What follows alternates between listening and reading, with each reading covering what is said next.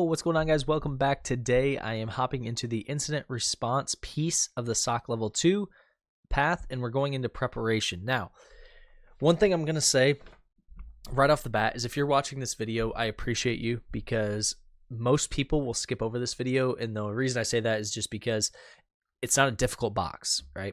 The videos that get the likes that on my channel are difficult boxes, and I understand why. Like, I could go through and just do the hard boxes and get a ton of views, but nobody's learning anything from that. They're literally just watching me do it and go, okay, there's the answer, there's the answer, there's the answer, just to get the points. And I don't want to do that. So thank you for watching this.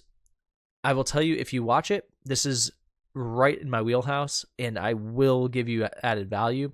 So bear with it and actually watch the whole thing through. Let's go ahead and get into it. So the biggest thing is with incident response, this preparation phase, yes, this is only 6 tasks. This, in my opinion, is the biggest phase. Not even close. It is the most important phase, and it is by far the most valuable phase. So if you do this correctly, which is prep, your incident response is done seamlessly. It's so nice. When you see an incident come in and you've done everything correctly, you've prepped, it is so awesome to watch. It's literally like watching like an NBA player or somebody. Like, it's incredible to watch professionals when they have it planned out. They know exactly what they're doing. They execute, boom, boom, boom, boom, boom. You get a finalized report and you're like, holy crap, this is awesome, right? So let's go ahead and dive into this. That's the introduction, right? So we have this organization, Swift Spend Financial. They hired you as the IR guy for our incident response team, which is finalized. Okay, you notice that absolutely nothing had been done so far about documenting the baseline network.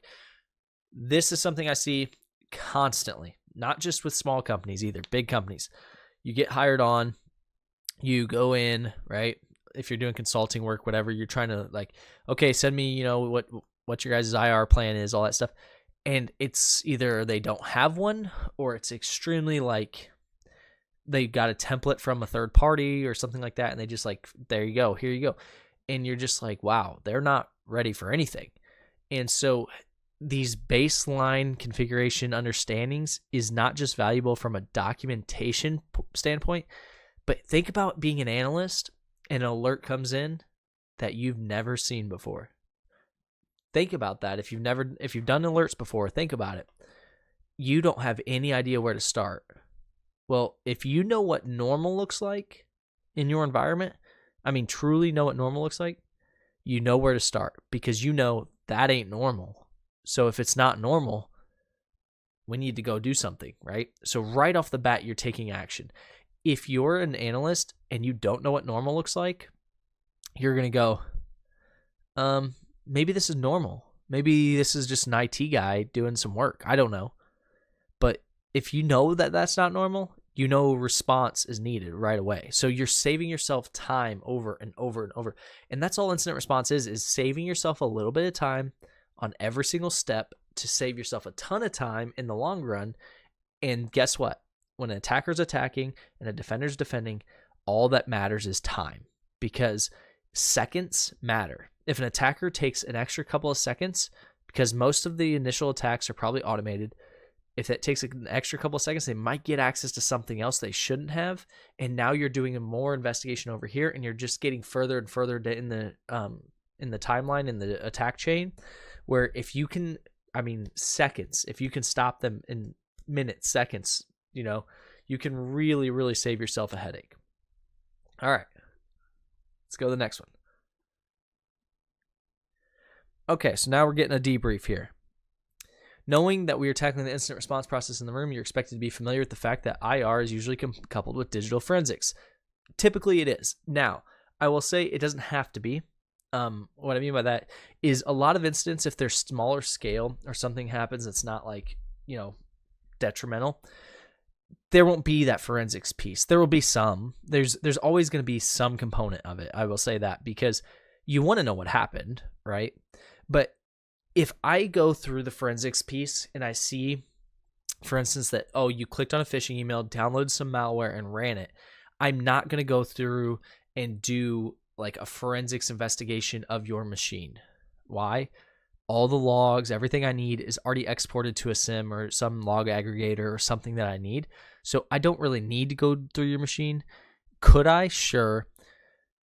Would I get some valuable insight? Maybe, right? Do I need the malware off of it? Maybe. Depends on if it's never been seen or something like that. But if it's been seen, if I detected it and all that stuff, I'm just going to re-image your machine and get you back to work, right? Or get you a new machine and get you back to work. Some people don't like that take, and I understand. Like, I get it. Trust me. If we had time, I would go through every single incident, fully investigate every single piece, and really dive in. But the reality is nobody has time for that in a SOC. Now, with that said, MSSPs and things like that do have some time for that. But if you're an internal SOC, it's going to be very difficult for you to take hours, days, months to forensically investigate a full investigation, taking one person out of the fight specifically to find out, hey, if you have a threat intelligence source, all this stuff's already been done for you, right? So I would rather pay for a threat intel source that is well documented and very capable, something like Mandiant or something, and I would use them and then say, hey, here's what I found. Where are we looking, right? That's the process I would prefer. Obviously, you want to have your threat intel folks look into it and all that stuff, but just know that there's not always a full forensics investigation. It depends a lot on different variations of the SOC. Okay, so incident response, also known as incident handling, cybersecurity function. Okay, you guys all know what IR is. Setting up an incident response capability requires organizations to make several decisions, including having specific definitions. This is so true. I've seen multiple times where in a SOC, the leadership comes and they say, how many incidents did we have this year? And you look around and every one of those analysts will have a different answer. How's that possible? How? Well, the same reason I talked about TryHackMe's SAL1 certification having issues is because an incident in the SAL1 certification isn't an incident in a lot of SOCs, right? Someone sends me a phishing email. A lot of times, nobody's classifying that as an incident, right? Somebody clicks a phishing email. A lot of SOCs don't classify that as an incident. Someone downloads malware. A lot of SOCs don't classify that as an incident. Why? Because there's automated responses. Nothing actually occurred. Somebody downloads something, it was instantly deleted and found and move on. Like, there's a lot of times those are not incidents. So you have to have a clear definition of what an incident versus an event is for you. Because if you don't, what's going to happen is the same thing that happens when you take the SAL1 certification as it stands today. And that is that you're going to misclassify a lot of stuff because I don't know what it should be classified as based on this is what I think, but you might think it's something else. You can't have subjective definitions. They got to be objective. So in this case, they say an event, something that occurred within the system or network, ranges from a user connecting to a file server, user sending emails, or anti-malware software blocking an infection. What I just said, blocking an infection. But sometimes, the SAL1 is an example, if you see someone downloaded malware, that's automatically a true positive. That's an incident. But here they're saying it's an event. You see how it can get confusing? It can get pretty confusing pretty quick. So if you don't go on your preparation stage, if you're not going through this and actually thinking about these definitions and, okay, at what point do we say this is an incident? You're going to be in trouble when it happens. Because by the time it gets escalated to an incident, it may be very far along already. Okay, an incident. This is a violation of security policies or practices by an adversary to negatively affect the organization through actions such as exfil data, encrypting, blah, blah, blah, right? One thing I like here is that they added security policies. Why is that important? Because an adversary doesn't have to be outside the company. An adversary could be someone inside the company just doing something they shouldn't. It doesn't necessarily mean they're threat actors or they're hackers. It could be someone has a little bit too much access and they're doing stuff they shouldn't with it, right? That is an incident. Okay, so now we've established the definitions. Let's look at the incident response process. So we have here, this is the preparation, identification, analysis, containment, eradication, and recovery. All right, we're talking about preparation here. So I'm not going to focus on these other steps because obviously we go through them, but you can see here they say ensures that the organization can effectively react. Right? Yep, we know that. So we know preparation is the most valuable step. I've said that, but we need to have an actual written plan. Okay. Now, an incident response plan. This is the key word here. Incident. It's not an event response plan. Meaning, if you have a clear definition of what meets that criteria to be an incident, those events don't trigger the IR plan. And that's something I see a lot with smaller companies is sometimes they waste a lot of time because what they're doing is they're labeling events as incidents. For instance, hey, we never see someone download, like small companies, they might never see someone download malware. Like it's very rare because you have 100 users. It's not as common. They're fairly savvy users, blah, blah, blah. Then someone does, and it becomes a huge deal when in reality, they downloaded malware and it was instantly deleted and there was no harm done, no problem. Now, is there steps that need to be taken? Yeah. Go through, find out what website they download it from, block that website, maybe report it depending on if it's a legitimate website and they need, they don't know about it yet, right? There's a lot of things that need to be done in that instance, but you don't need to schedule your IR or set off your IR plan, which means you don't need to go escalate it up to certain executives. You don't need to start getting lawyers involved. You don't need to, all of that stuff comes in that IR plan, and you don't want to be sending that off unless you have a confirmed incident, not event, right? So this is a document that outlines the steps the organization will take to respond to an incident. Now, here's the key thing right here. Steps an organization takes, not steps in a security team takes. What that means is you're part of a bigger process here. So I talked about getting lawyers involved and getting all these people involved.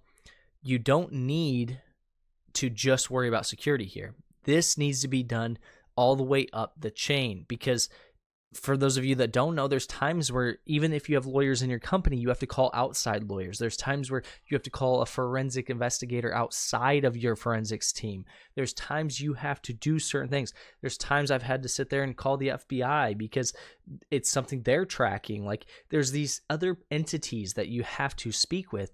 There's other things that need to happen outside of you, right? If it's a privacy incident, there's legal requirements for you to report. There's compliance requirements. There's all of this stuff, and it needs to be well thought out because from the time that incident, like I said, there's legal requirements at times where, hey, we see a breach, we see something happen, you have 48 hours to report it, right? From the time that you found it.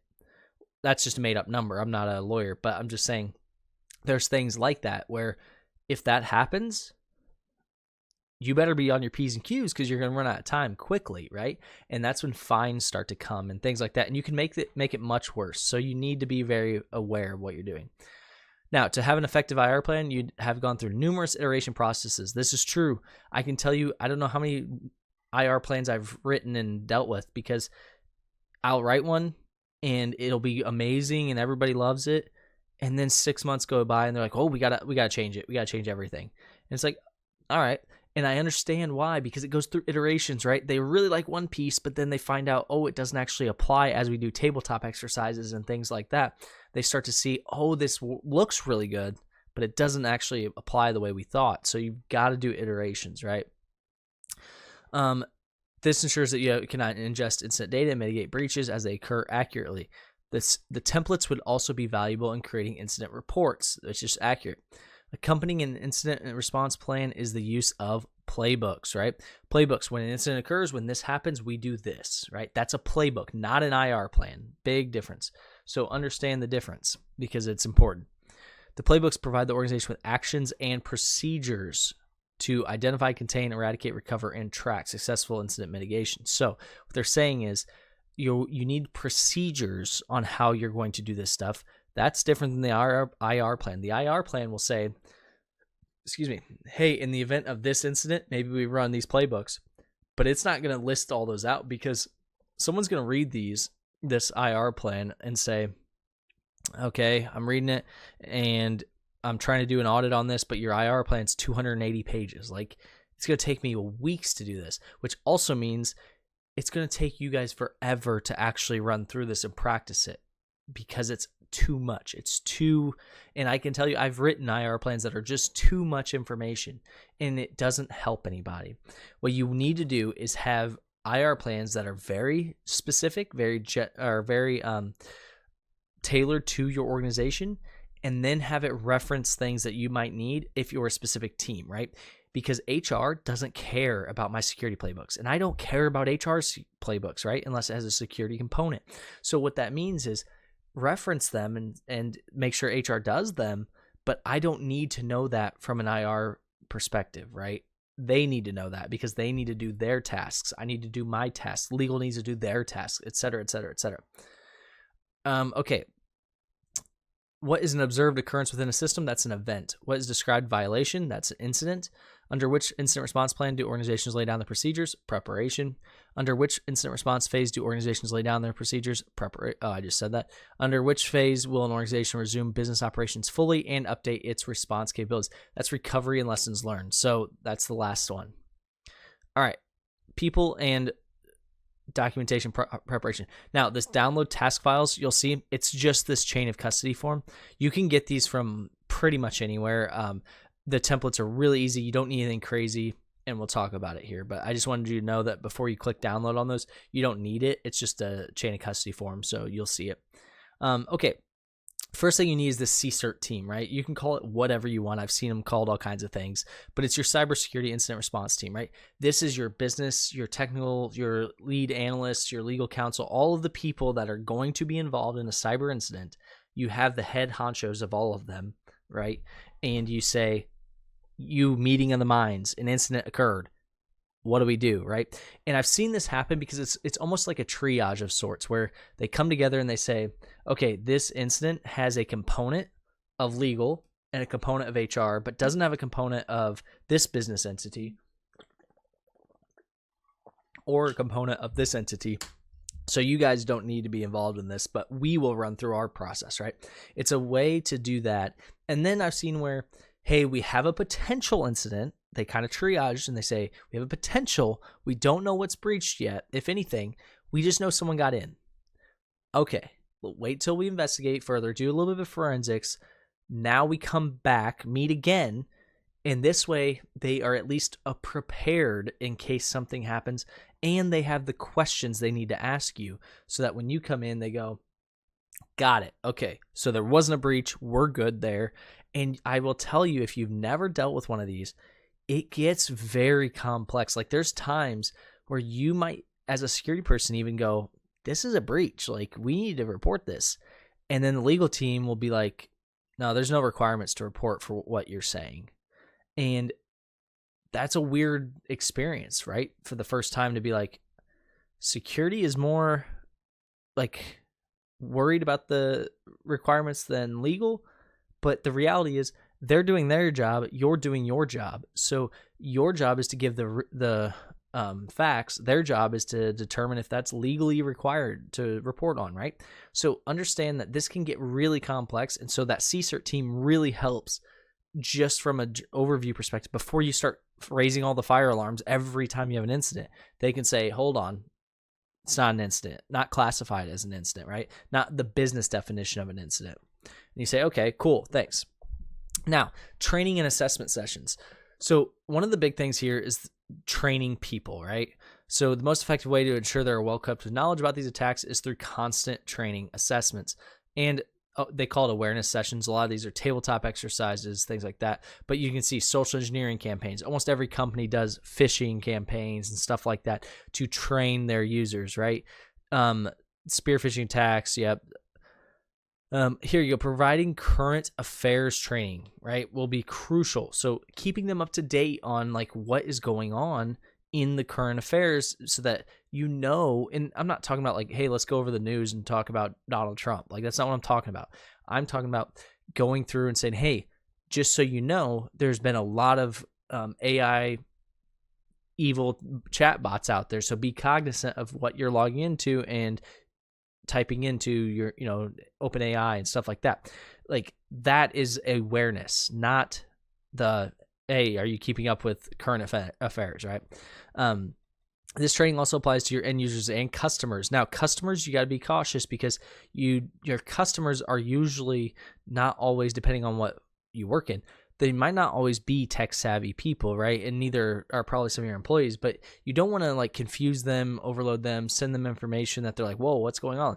Like if you're a company, unless you're a cyber company and you're a company and you just send them like, hey, heads up, there's this cyber trend going around.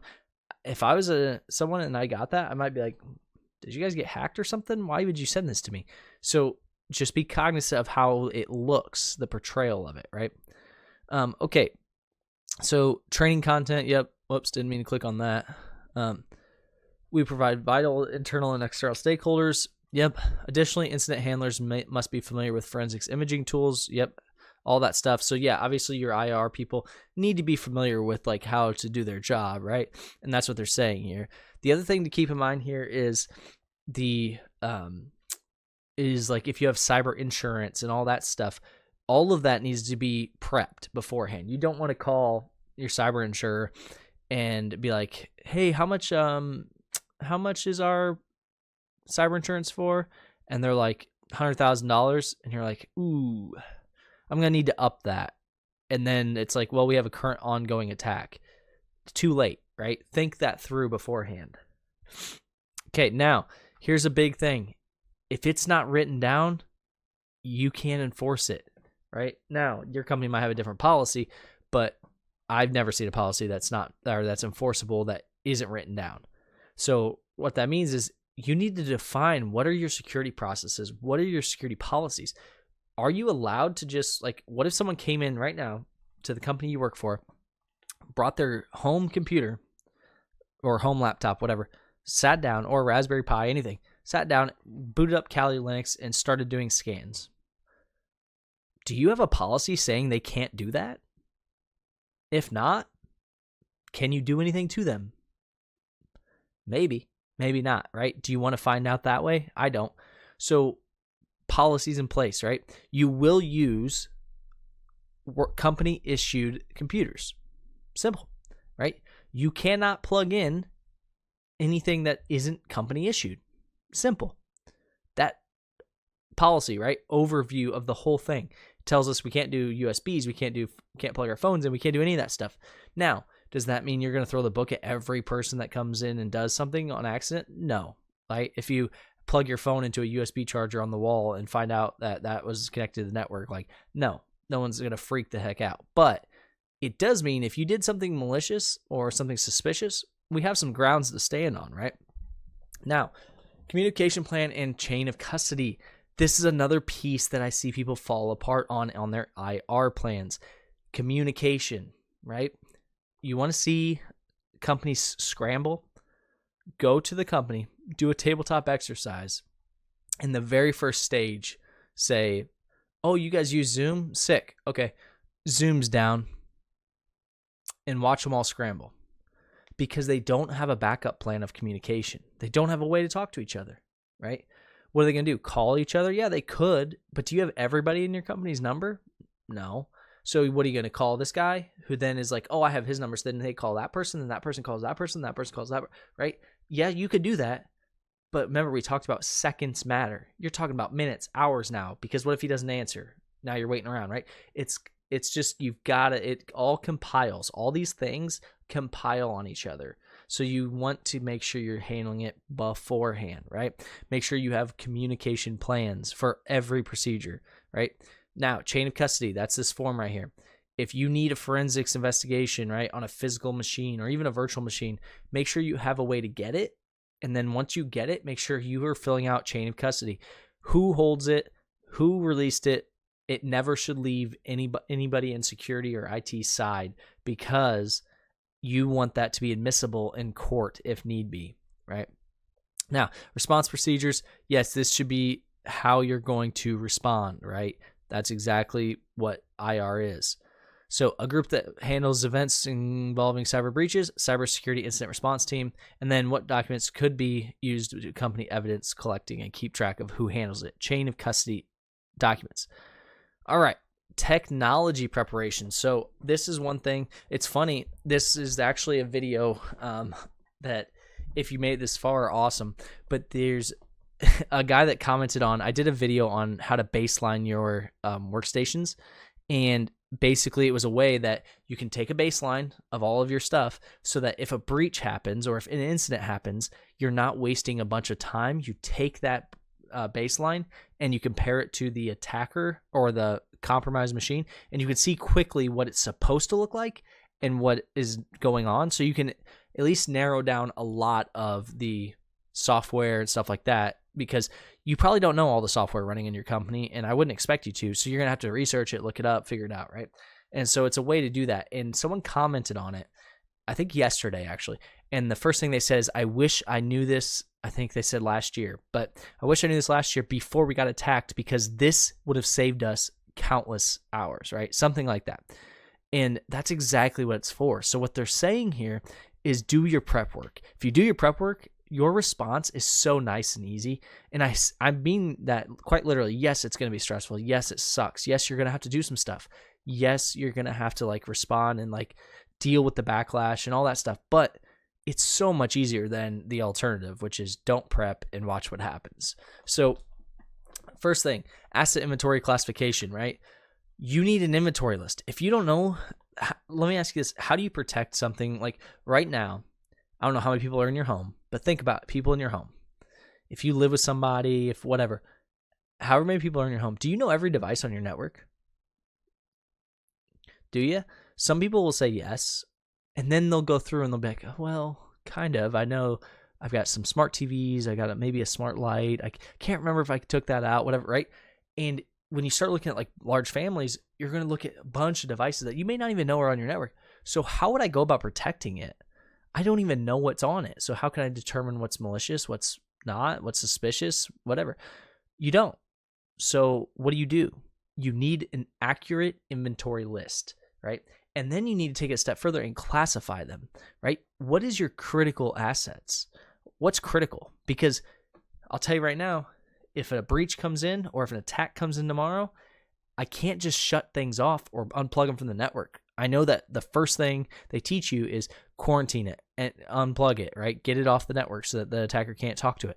What if that is a server that is hosting a website that's making your company millions of dollars an hour? Can you just unplug it? No, right? So what do? Well, you better hope you can kick them out while it's going, or if you weren't prepped, you're going to have to explain why you just took down millions and millions of dollars of that company's money, right?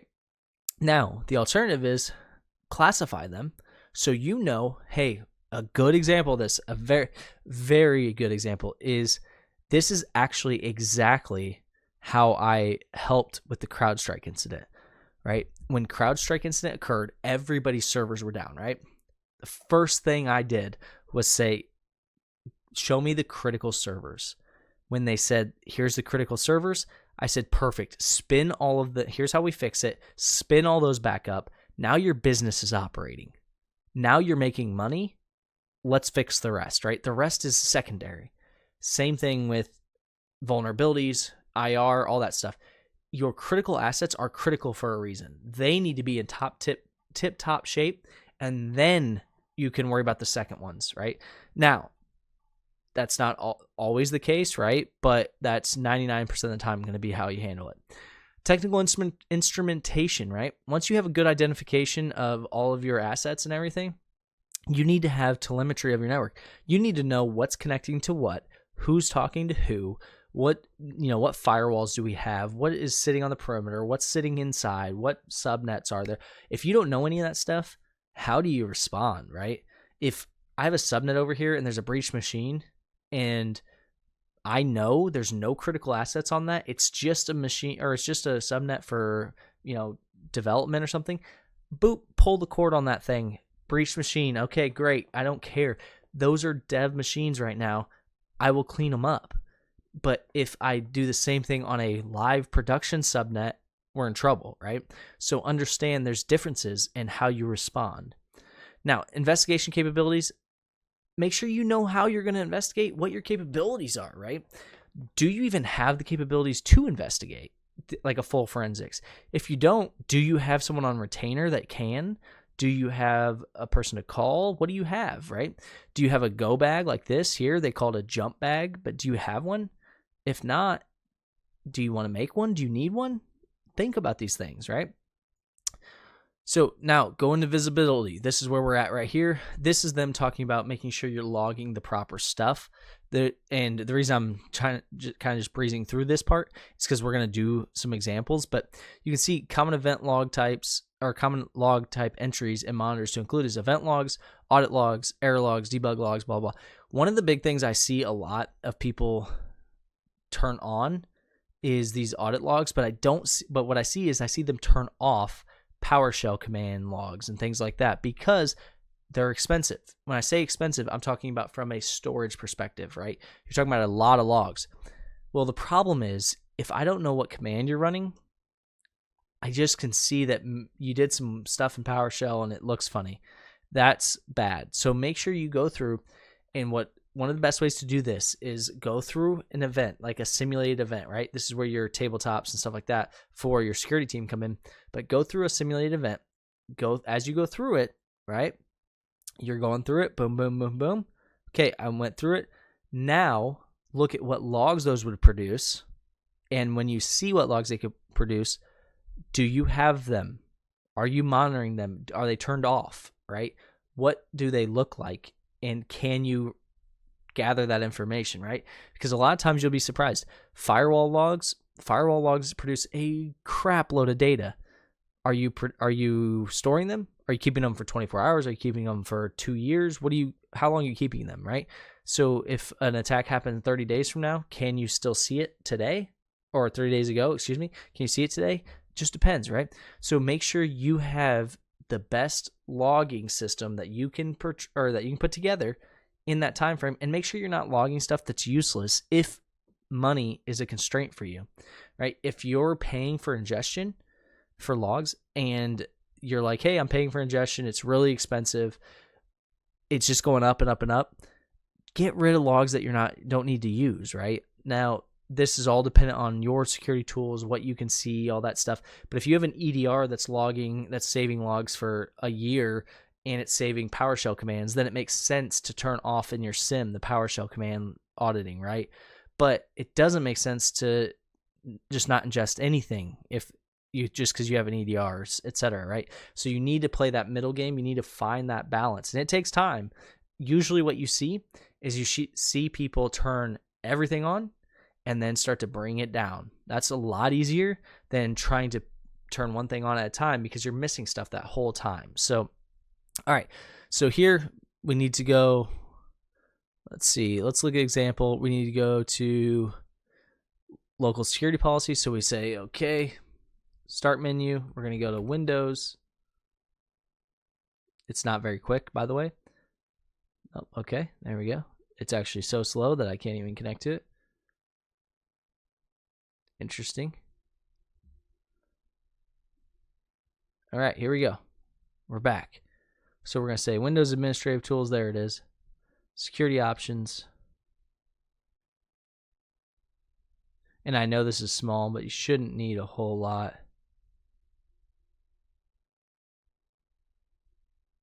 I don't see security settings. Do you guys see them? Maybe I missed it. Oh, it says local security policy. Sorry. There we go.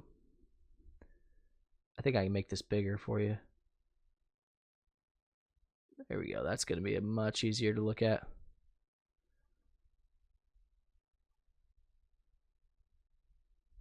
I've only clicked it 22 times. There we go. All right. And we'll make this bigger.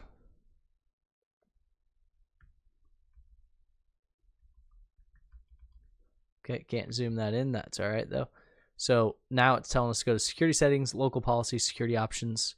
And what we're doing here is we're actually going through and looking at what we're logging. And you can see security option, interactive logon. If you go find it, interactive logon, which one they want.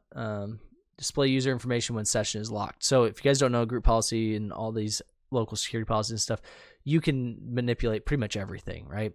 And you can see here the interactive logon display when it's locked. It says not defined. So nobody said it, disable it, enable it, nothing. It's not defined. So these are where we want to go through. Do we want that to display? Maybe, maybe not, right? Here they're telling you, I don't know if they're telling you to actually turn it on or what. I think they're just showing you. All right. So this is, they're showing you the example of, okay, for sensitive systems, you might want to turn this off. And then for non-sensitive systems, it's probably fine, right? It doesn't matter that it shows my username, right? But for sensitive systems, maybe I don't want it to see that there's an admin account that you have to use to log in or something like that. That's kind of what they're saying. To be honest with you, this is a weird one they picked because it's not really that crazy of like, if I wouldn't make this a finding on a report or something if you had this set, right?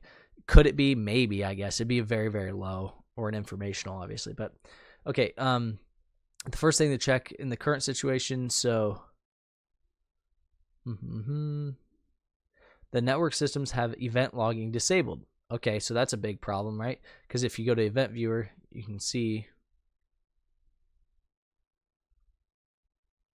maybe, if you go to event viewer, you can see here, it's going to say event log is unavailable. So that means, hey, event viewer they've turned off. There you go. They don't have events being logged. That's a problem, right? How would I know anything's wrong without logs being on? So now we need to go to the registry, right? And we'll go right here. I want to copy and paste this.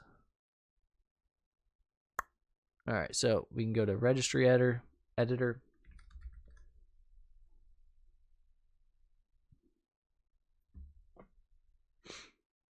We could actually just, if I can get it to load. I think we got it from the H key, but let me make sure.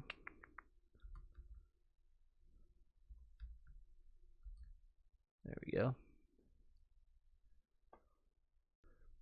Okay, there it is under event log start. We'll go to modify. It's 4, we need it to 2. There we go. Okay, once the system has been rebooted,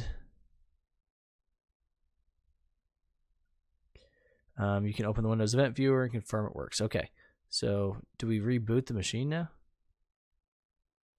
I feel like if we reboot it, we're going to lose access to it.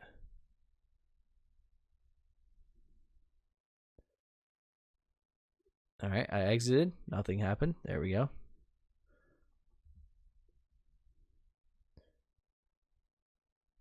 Reboot the system for the changes to take effect.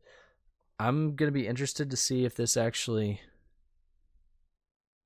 comes back up, to be honest with you. I don't think I've ever done one that actually needed me to reboot it and TryHackMe.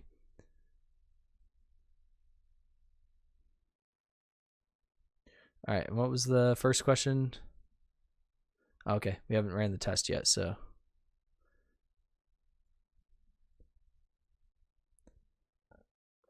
All right, so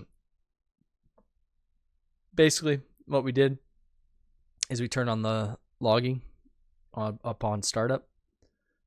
That's all we did. We said, hey, we want this start our event log to start on startup. Now we wait for it to start back up.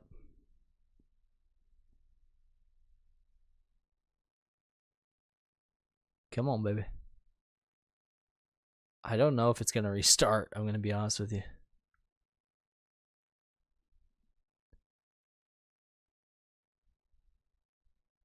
Oh, it did. Wow. I was actually nervous that when, like, because I thought it would just spin up a new instance and then I'd have to do it again. So we should be good here. Once the system is rebooted, you will open Event Viewer to verify. There's Event Viewer right there. We'll verify it. Then we're going to run this atomic test, which is just a test that runs. And this is the PureLocker ransom note test. And we should see the logs for it is what they're trying to get to. There you go. You see that we actually get logs now. We weren't getting the logs before. So now we can open up PowerShell.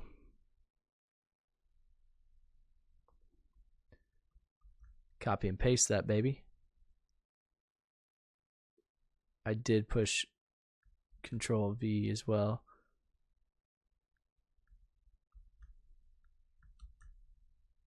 Okay, I don't think it actually works, so let me copy this again. There we go. We'll let it run. Okay, it ran.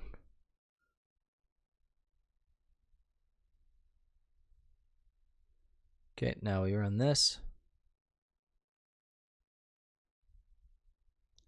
Oh, that one gave me an error. Oh, it ran. It's just the second piece that gave me the error, so it's just telling me that, I guess.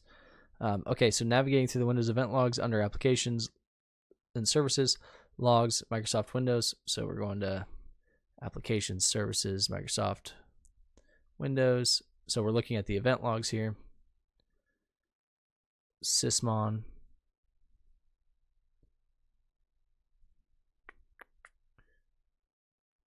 And operational. So we should have logs in here. Yep, you can see we're getting actual logs in there. We can confirm that our test was successful and a log entry was created for it by searching for the test we ran. So they're actually searching with T148 whatever. So we can say find T148. We'll see if it finds that because I don't remember the full number.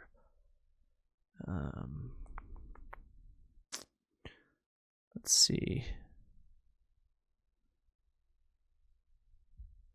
There it is. Echo T1486 Pure Locker ransom note. Okay, found that. Was the event ID for the file created? Well, let's see. There's the ransom note. It's under your files.txt. The event ID is 1 is what it looks like. But that's process created. We want the file created. It looks like 11.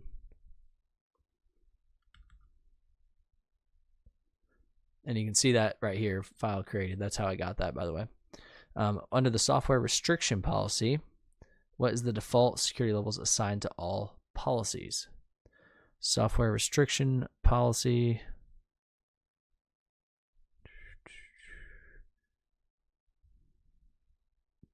Close that. Okay, under the software restriction policies, what is the default security level assigned to all policies? I don't even know if we found that before. Might have to go to the actual policies here. Let's go back to local security policy. All that to run that test. And what was it asking me? Under software restriction policies. So local policies, security options. There's software restriction policies. And it's asking me, what is the default security level to all policies? Well, let's look.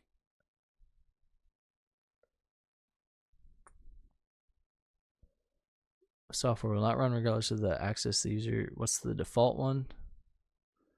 Well, let's look. Now I want to see which one's the default one. There it is. It's unrestricted. I couldn't see the little thing. If you guys want to know how I figured that out, it is this little bitty thing that has the check mark. I couldn't see it, but maybe you guys have better eyes than me. All right, find the audit policy under the local policies. Okay.